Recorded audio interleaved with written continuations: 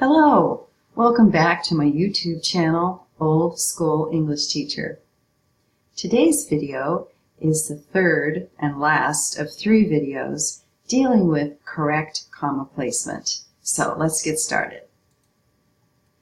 Our 13th rule, can you believe we're on Rule 13, is to set off a direct quote with quotation marks. And I have a couple examples here to show you what I mean.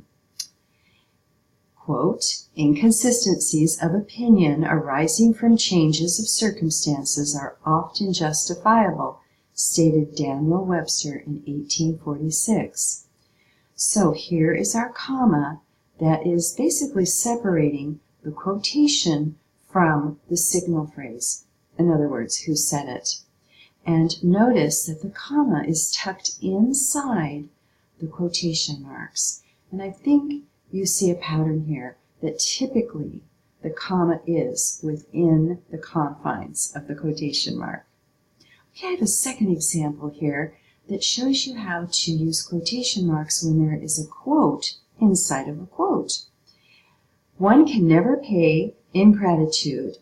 One can only pay in kind somewhere else in the world. Penned Anne Morrow Lindbergh. So this is her quote. We have quotation marks around it, and notice that we have the comma tucked inside. Then we have another quote inside the quote, and when we have that situation, then we use single quotes around it. Okay, so let's practice Rule 13, setting off direct quotations. So I have a very famous quote, "Ask not what your country can do for you, ask what you can do for your country," stated John F. Kennedy in his 1961 inaugural address. So where do you think that comma goes that separates the quote from the signal phrase? Well, if you suggested here, that is exactly right. It is right after country, tucked inside those quotation marks.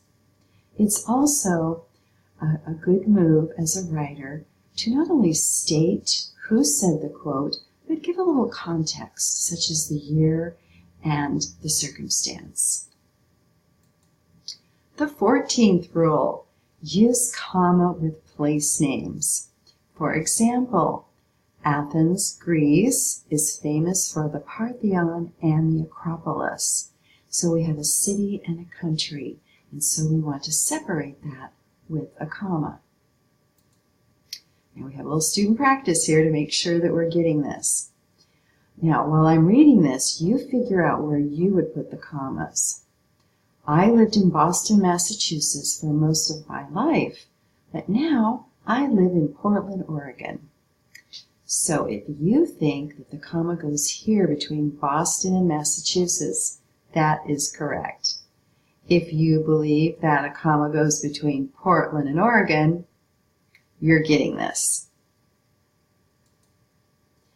Okay, the 15th rule is that we use commas with dates, and I've given you a couple of examples in this sentence.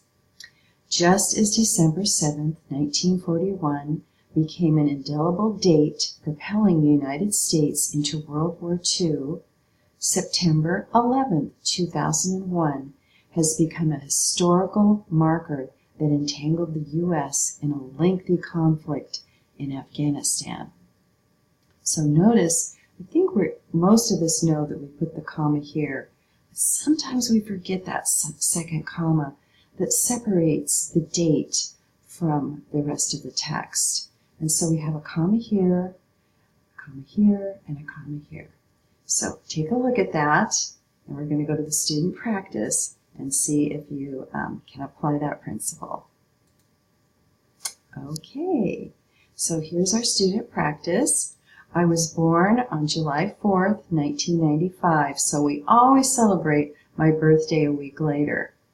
Okay, so I think you know there's 2 commas. The first one goes here, yes, between the 4 and the 1, and then we have a second comma that goes after the 5. Very good, you're getting this. Now we use commas with addresses. For example, if you were typing an email or a text, and you wanted to send someone the address, this is how you would do it.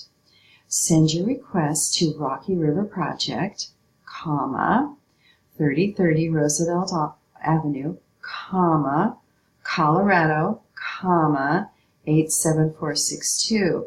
Basically, these commas are indicating the lines of the address as it would appear on the envelope. So this would be the first line, this would be the second line, and this would be the third line. Okay, so how to address an envelope. You know, we've kind of gotten out of practice, and that's why I included this. We have the lovely, speedy convenience of emails, which we all love, and we have texting. But sometimes a letter that we actually send, a physical letter, is very appropriate. And so we put our name, the sender, in the left-hand corner. If you have an address label, pop that on there. If you don't, then you just jot down your name, your address, and your city and state and zip code. And then the person that you're sending it to gets center stage. And it's their name, their address, their city and state, and their zip code. And then you put a stamp on the right-hand corner. Okay, student practice. I want you to address and stamp an envelope. I'd like you to send a birthday card, a get well card, a little thinking of you note to a friend, a family member. There's nothing like getting a little card in the mail. You'll brighten up someone's day if you do that. So that's a pretty fun, easy student practice. Okay, my book recommendation is that you're not going to read someone else's words. You're going to record your words in a personal journal. And I would suggest that you go to a nice stationery store and get a nice journal. It doesn't have to be leather, but just get something nice that is worthy of recording the events in your life. And you go, well, what do I write about? And that just seems like another task that I have to do. Well, I would suggest that you set aside a moment, 1 moment a week. It might take you 20 or 30 minutes. And you write about maybe some of the things you did this week. If you got mad at somebody, how did you resolve it? If you got a ticket, your hopes, your dreams, your aspirations, your disappointments. Jot them down each week. Jot down your goals and see how you're doing. You will never, ever have any regrets for keeping a journal. It will become a treasure. And now that I am older and I look at the bookcase and I've got 5 or 6 journals, it's kind of nice to go back and go, when did we make that move from California to Arizona? And I can look back in my journal and find that out. So that is my challenge, is that you not only get a journal, but that you just spend 20 minutes a week recording just a few ideas, a few goals, and a few dreams. And with that, I hope that you will continue to review proper comma usage, because remember, pauses are important, but we need to know the principles behind the pauses. And with that, I wish you good luck and, of course, good writing.